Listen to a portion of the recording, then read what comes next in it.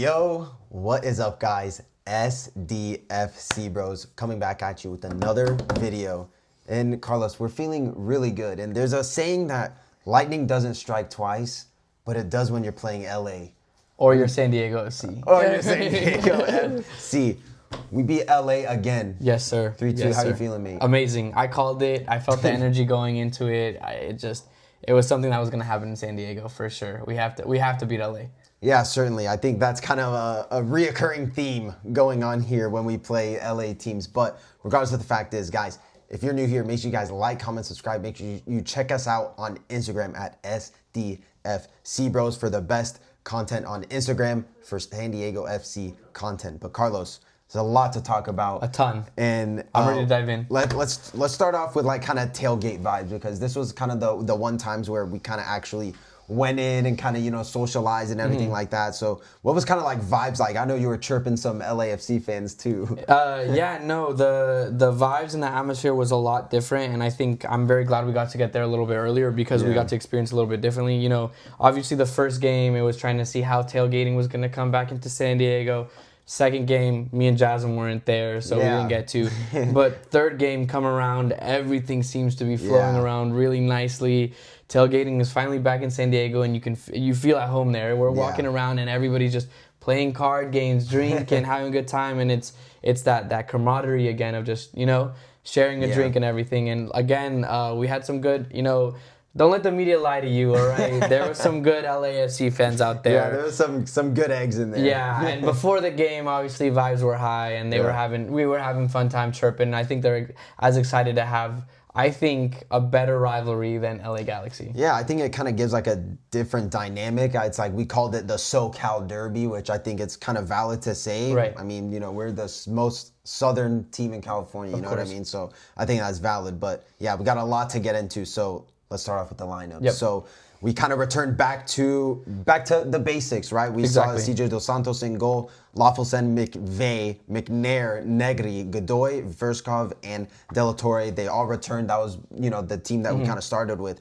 The thing that kind of changed up was the front three, but it says a 4-3-3. I think it was more kind of like a 4-3-1-2. You saw Anders Dreyer play at that right wing. Valakari was striker, which for me, I think he was kind of playing like an attacking mid, kind of center forward role. It seems weird. We don't really have a striker sometimes. Don't have one, so but you know what? To see. It worked But out, works. and we'll get into that. And then we saw Alex Maitin get his first start, and man, what a guy. But yeah, we'll get into that a lot later. Carlos's mouth is watering right now. But yeah, we started off and we went up 3 goals. So let's kind of just go in order. The McVeigh goal, Anders' assist, and just a dominant McVeigh performance. I mean, this was kind of a question mark in the defense because we still have Andres Redes, who's on the bench and he's kind of injured. So we're all like, okay, where does McVeigh kind of go in? Exactly. But since the start of the season, he's been in this starting lineup, and this was hands down his best performance. 100%. And I think probably the best individual defensive performance we've seen from any of our defenders.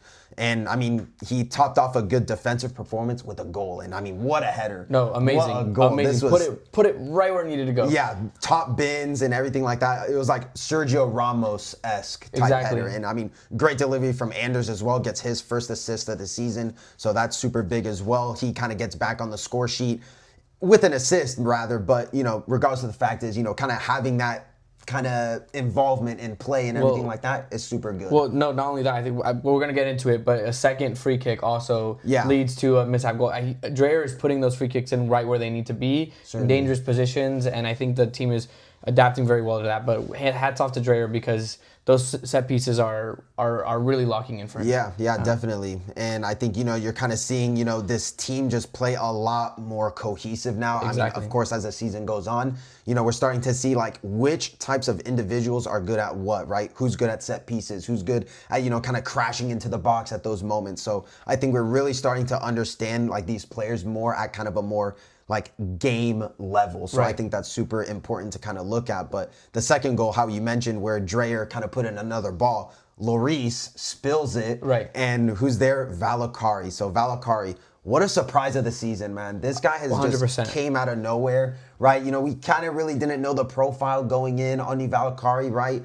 But, I mean, with 2 goals and 3 assists this season in 6 games alone is sensational. Well, right. I think it's kind of just talking about like what we talked about in the beginning is that this being a brand new team, every player that gets a chance to play is going to play. They are going to play to the best of their abilities because they are trying to make it known I deserve to be in that starting.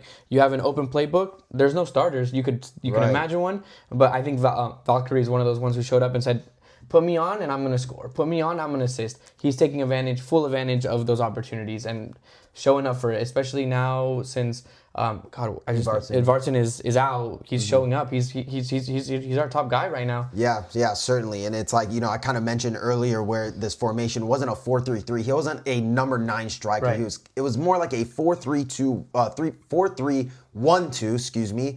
And he's playing like in that attacking mid center forward role, right? He can play with his back to goal. He can link up play. He can drop in the midfield. He's doing a lot of things that is really important to kind of look at, because this isn't something that we're going to see from Ingvartsen going forward. Exactly. This isn't something we're going to see from Tomas Angal going forward. You know what I mean? So it's interesting how Valakari can get like implemented in this team, and he kind of offers a little bit of everything going forward. And I mean, it's obviously, just a well-rounded player. Well-rounded player, 100%. And I think this was a huge surprise going forward, because if you told me out of everybody, Valakari would be the person who has the most goal contributions in this team, right? I probably wouldn't believe you. I think both of us wouldn't have. 100%. He's such a plug and play. Like you can put him in the mid if you need him, or you can put him up top, and just he allows that transition so well. It's just, I don't know, it's really nice, and clearly it's showing that he's that guy. Yeah, 100%. Yeah, he's definitely kind of grown on me as a player, kind of watching him in person and everything like that. And let's talk about that third goal. The third goal, this was just, I think, part of the cherry on the cake. Right. But Alex Maitin, goal at the back post. A nice, just worked, well-rounded play, right? I think it was like Valakari who kind of like dummied it. He got like a little touch on it. Right. Still gets the assist. But regardless of the fact is, Maitin came into this team, and in the last kind of couple games where we kind of seen him come off the bench and kind of do something, especially against Austin, that was kind of the eye-opening moment where we saw Maitin come in and we're like, okay, maybe there's a player in there that we can unlock. And in this game, Mikey Vadas, this guy just unleashed the hounds. Exactly. Unleashed the dogs, and this guy cooked this game. Like, he was just taking on his defender, being dynamic, and just being in the right moments at the right time. And he said in the post-match interview, in training, we work at, kind of being at the back post. And what happens here? He's in the back post and he gets a goal. So what do you think about Maitin kind of coming in these games? And is he kind of going to be one of those guys where, hey, maybe it's going to be interesting if he kind of comes off the bench or maybe becomes a starter? No, I think right now, I'd love him as a starter right now. Obviously, Chucky's our guy. He's our man. But in this process of getting Chucky in to slowly start and everything, I think we put Maitin in. And obviously, I think Mikey Vadas has his vision of like who he puts in towards the end of the game, depending on where the game is. But I think Maitin is one of those players. If you need a goal, if you need something magic to happen, you're putting him in, because this 100%. Man was cooking like 5-class. 100%. Like we were in LA, he was making Michelin star restaurant orders. I'm not even like how great he was cooking. Yeah. It was insane, and you just saw how the team continued to attack because of him. And one of the most important parts of that goal is we haven't seen SDFC since the first game really have like a pass goal. Right. And I think it's just like we have talked about this time and time again. Yes, SDFC has that attacking ability, but sometimes it's like that one last pass that doesn't work out, or this doesn't work out. But when it does work out, man, we are magicians in and out. It's beautiful. Yeah. And having Maitin just, again, like playing his role, being where he needed to be, having that speed was just beautiful. It was the icing on the cake, and I mean, Maitin, you're making me a believer, man. I love you, man. You're my number one at this moment, man. Oh my gosh, Carlos, take him to dinner. I know. I buy you. I have to cook me a meal.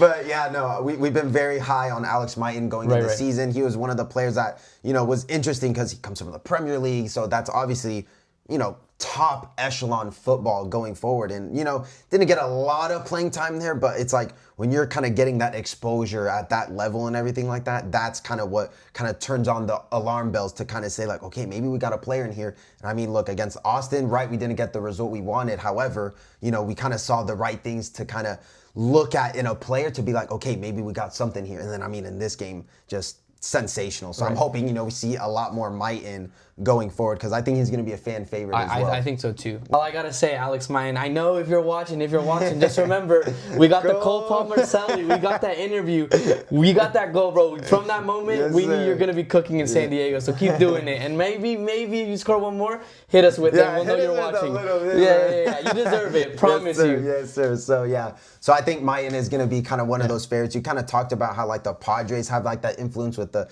Tatis, with the Machado and everything like that. I think Mighten could very well be one of those players that kind of, fans look at it and, once he grabs the ball, you get up out of your seat. So I think it's important to kind of realize. But we also talked about San Diego kind of starting these games, conceding early on. But in this game, we turned it around, right? In the first 40, we scored 3 goals. Of course, towards the tail end of the half, we kind of, lost a bit of concentration. But for that opening 40 minutes, what did you kind of see from San Diego that, you were like, all right, this is refreshing to see? Right. Well, one, somebody's listening to our podcast, and that someone's got to be listening to our podcast, because that's all we asked from you guys, and you delivered. So that's a no, I'm playing. But for reals, we were hoping for that. We were wanting that. I think something that we saw, and like that's something that I just believed. After that Austin game, you could tell that these players were hungry and that they wanted to prove something and that they wanted to give San Diego's a fight. And I think that's something that we saw from the get-go of that game. Even producer Jazz was like, holy hell, what is going on? Like, there's some hunger in here that's just coming out of nowhere. And I think like everybody just saw that. And for me, that's why I gave us the win against Los Angeles, is because I know we lost. And it's something that just always for me is like, you got to be knocked down to come back up again. Sure. And yeah, we can talk about the game against Austin, but San Diego needed that just a little bit to just be like, well, we need to keep fighting. And they show up and 3 goals. We asked for 1. We asked for 1. And they just said, let's give you 2 more. Yeah, get out like it's candy. Give it out like it's candy. Yeah, no, definitely. I think something that was kind of eye-opening for me was it's like, against Austin, we saw how difficult it was to kind of play against them. And, even though we're a team that kind of thrives off of, building out of the press and, we like when you press us because that gives us the license to go forward.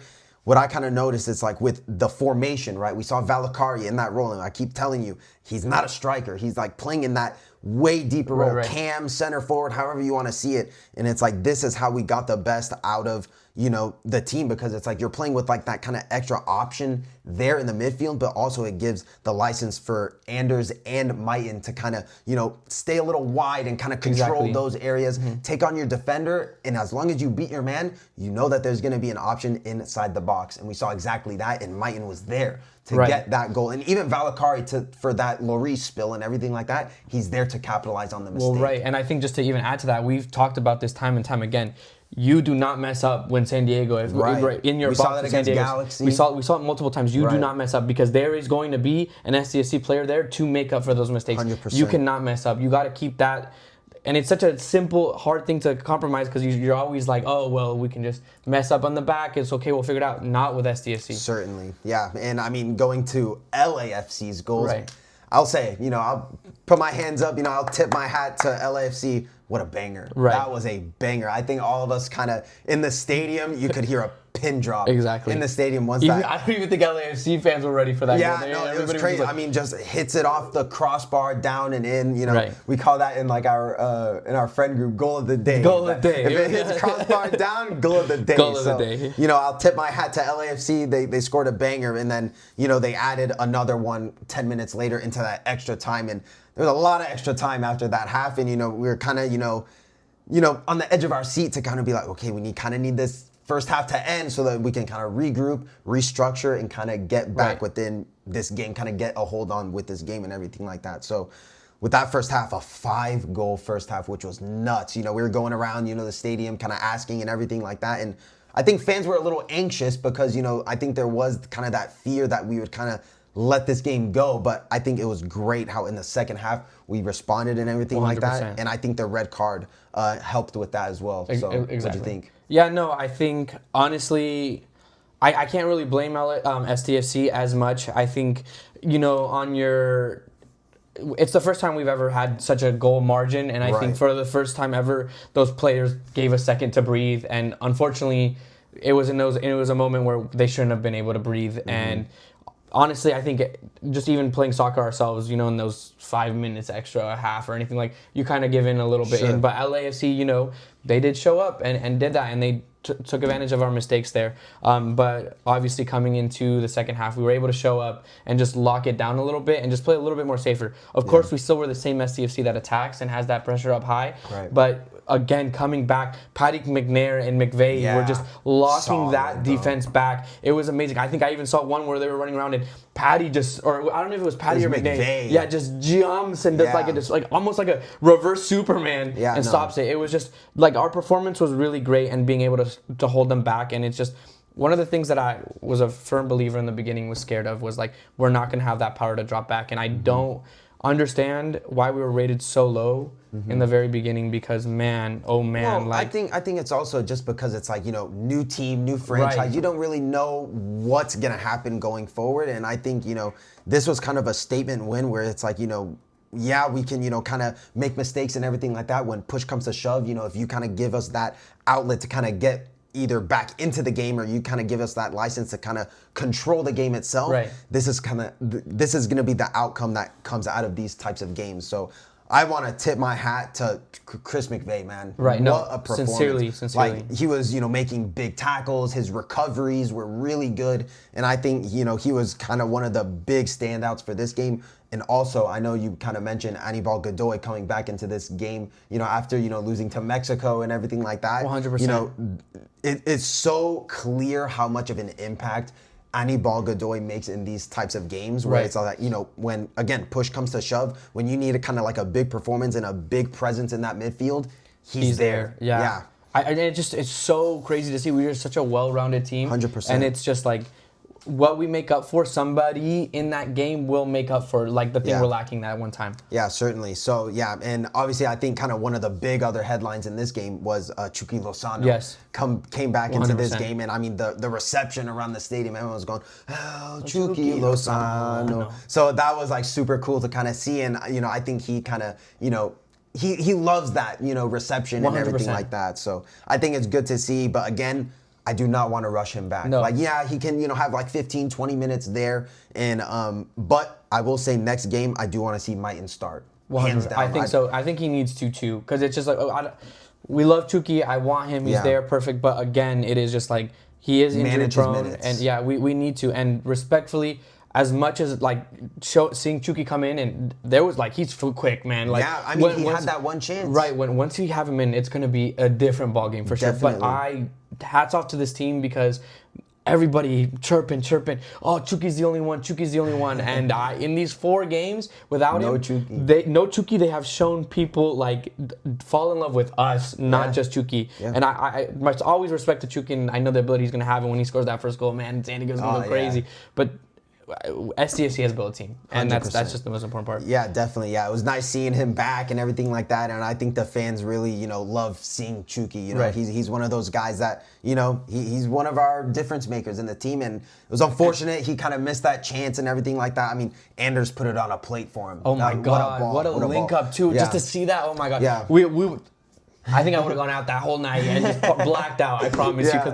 Yeah, I think there was a little confusion. Maybe he was offside, but I mean, you never know. I mean, Lloris had to come up big to make that save. But regardless of the fact is, I think it's, you know, Chucky still has that, you know, kind of like that match sharpness to kind of get 100%. Into those spaces and make those runs into the right space at the right time. So hats off to Chucky. Unfortunately, you know, he didn't get that shot off, but we kind of closed out the game. But LAFC did kind of creep into the game a little bit more towards the tail end of the game. I know, you know, we were kind of all on edge and everything like that, because, you know, it did look like they were getting back into the game, which kind of worries me a little bit, because they were also down 10 men as well. They had a red card as well. I agree with you a little bit. So it kind of, you know, worried me a little bit, but it's about, you know, kind of experiencing these games as you go on, you know, through and through. And, you know, I'm hoping that this is kind of like a learning point, whereas it's like, it doesn't matter how far you up. It doesn't matter if you're 3, 4, 5-0 up.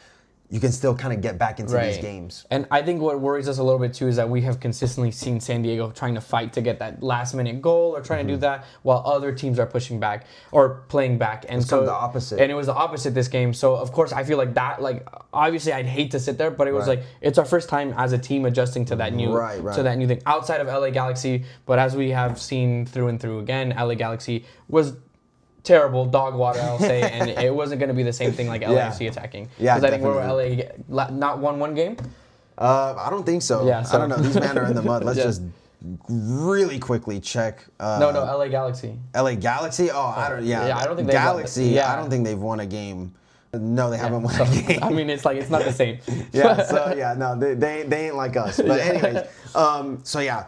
First home win, which was awesome to see. Obviously, it was against a good opponent like LAFC. So match ratings, what do you kind of give this match out of 10? Yeah, man, this exciting. I'm really throwing a 7.5. Okay. I think what we asked is what we deserved, what we needed, what we wanted. It just was a truly beautiful game. And outside of, like, if I'm just going to purely match, not SDFC's performance, just a match that I watched, having that 3-2 made it feel like a derby. I felt excited. Certainly. It was that, okay, this is real. And if it would have been 3-0, I don't think the outcome would have been the same. I don't know if we still got that derby talk feels or anything like that. No, it definitely would. I don't know, man. But because again, it's just like we beat LA Galaxy again. But this 3-2, making it this close, made LAFC fans feel like, oh, we could have beat them.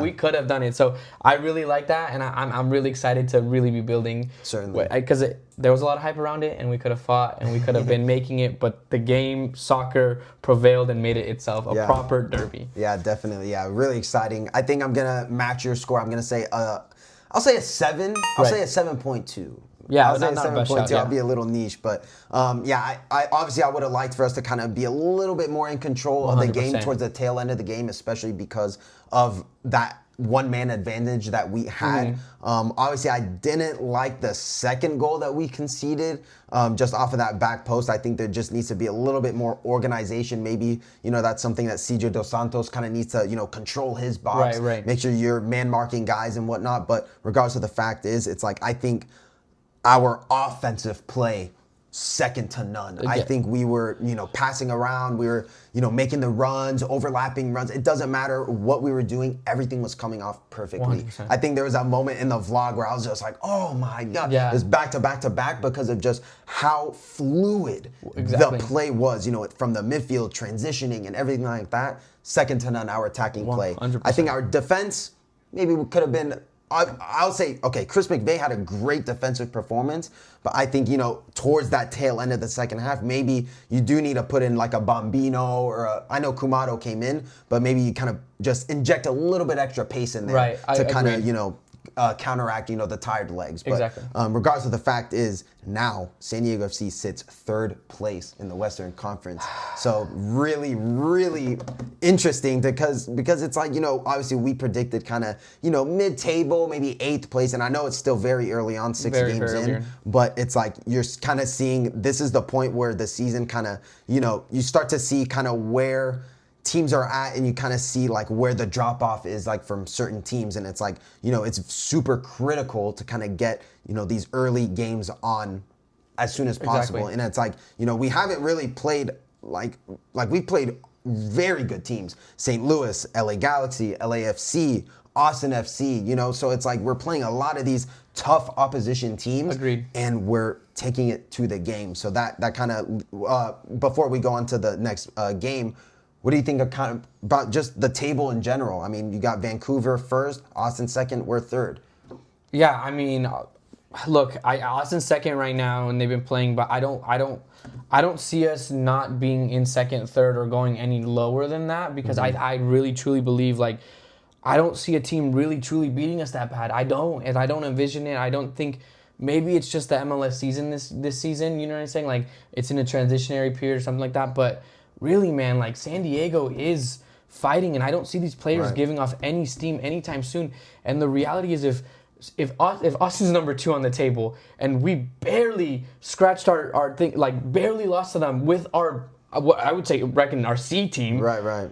I can't imagine what we're going to be doing when Chucky's back in and we are in a fluid motion. Right. So I don't know. 100%. The only team I see above us right now might be Inter Miami, but I mean that's just a Messi tax, we'll right? Messi tax maybe, but we'll have to see. But yeah, 2 points off of first place, which is sensational. So hats off to San Diego FC. Hats off to Mikey Varas.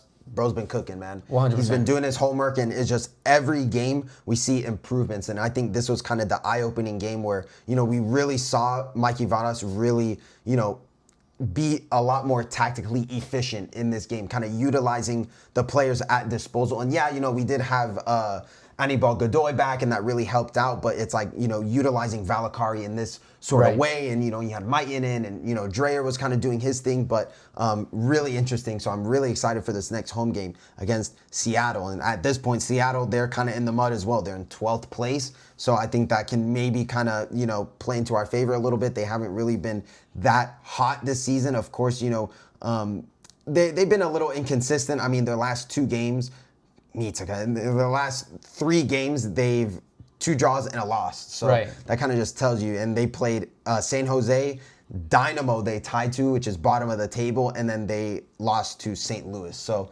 that kind of tells you all you need to know about how Seattle's kind of going right now. And then they play us at home. So it's like, we know home games, that's and we're loud, man. We're loud. Yeah. I love Snapdragon, man. What an atmosphere. So what are your kind of like thoughts like going in with Seattle Sounders? Is there kind of anyone in particular that kind of, worries you a little bit? I know they just signed Ryan Kent. He's an English left winger. He came from Fenerbahce in Turkey. So maybe that's kind of someone that kind of, looks at where you're like, okay, maybe he's going to cause us some trouble. Maybe. I know he just got there. I don't know if he's going to play. Yeah, right now, Seattle, I think they're my second rival team. I hate them now. Okay. So that's some backstory lore right there. But either way, I don't feel like too much pressure from them. Okay, fair. So what's kind of score predictions going into this one? Oh, man. I'm feeling good, and I feel like karma's on our side. Oh, my gosh. 3-0. 3-0. Yeah. Another 3 goal. I think we are going to win this one. I'm going to be a little bit more humble. I'm going to say a 2-0. Okay. I think we keep the clean sheet. I think, we really establish our dominance in this game, and this is the first time. Obviously, we played Galaxy, who was, obviously they're league champs, but I mean, now they're in the mud. This is kind of like the moment where, we're going to kind of see us play against kind of a lower table team. Right. So this is kind of like where like we're really going to see, I think, hopefully, our players kind of show dominance and kind of establish, like you're in San Diego, this is what it's going to feel like to play us. Right. So I'm really and hopefully excited. Have a little fun too with it. Yeah, I think they deserve a little bit because we've been certainly. Yeah, we've been kind of roughing out these games, but like I said in a couple episodes back, this is like probably one of the hardest parts of the season where we're going to kind of tackle because we're playing top opposition. Now, we're going to start to get over the hill and we're going to start to play, kind of man like Houston and, so on. So it's really exciting going forward. But yeah. Hey, Producer Jasmine. What's your score prediction? I'm really confident. I'm going to say 2-0. Oh, yeah. Right, perfect. Yeah. Double 2-0. We're no goals scored on us. Let's get another clean sheet. Clean sheets. Yes. Let's hear it. So, yeah. All right, guys. I think that'll do it for this one. Guys, make sure you guys check us out on all of our socials. We're on TikTok now, SDFC Bros. Give us a shout. And we're on Instagram, of course. Best content on Instagram for San Diego FC content, SDFC Bros. Make sure you guys follow us on there. Carlos says, anyways, this is like your State of the Union type, Yes, yeah, go into the next week. Go ahead. Well, hello, fans. No, I'm joking. No, but for reals, San Diego, we are now Socal champions. LA has nothing on us. We are representing the city through and through and through and through again. So go talk to all your fans in LA because I know that the LAFC fans, the LA Galaxy fans, they're mad that they have to come down here to San Diego and enjoy such a beautiful city and got to go back to Los Angeles. But realistically, San Diego is a soccer town. We've shown it through and through. San Diego FC is showing it and consistently showing us and making us proud, making us happy, making us joyful. Man, I can go into my next week and be like, hell yeah, SoCal showed them. So I'm just excited for the season, keep going, and I'm just, vibes are immaculate right now. Certainly. Can't wait for the next game, man, to get that 3-0 win. Yeah, it's going to be super hype. And kind of just to kind of give you guys a little sneak piece, a little taste on what we're doing. We're going to be doing tailgates next game. So make sure you guys check us out. We're going to be there. Obviously, we'll post it on our story and everything like that. So make sure you guys come by and, you know, let's just talk ball. Yeah, so that's what we're going to be doing on Saturday. So make sure you guys link up with us. We'll be there. So yeah, guys, thank you so much for tuning in. Make sure you guys like, comment, subscribe. Check us out on all of our socials. Link in the bio. Thank you guys so much for tuning in, and we'll see you guys in the next video. Ciao, ragazzi.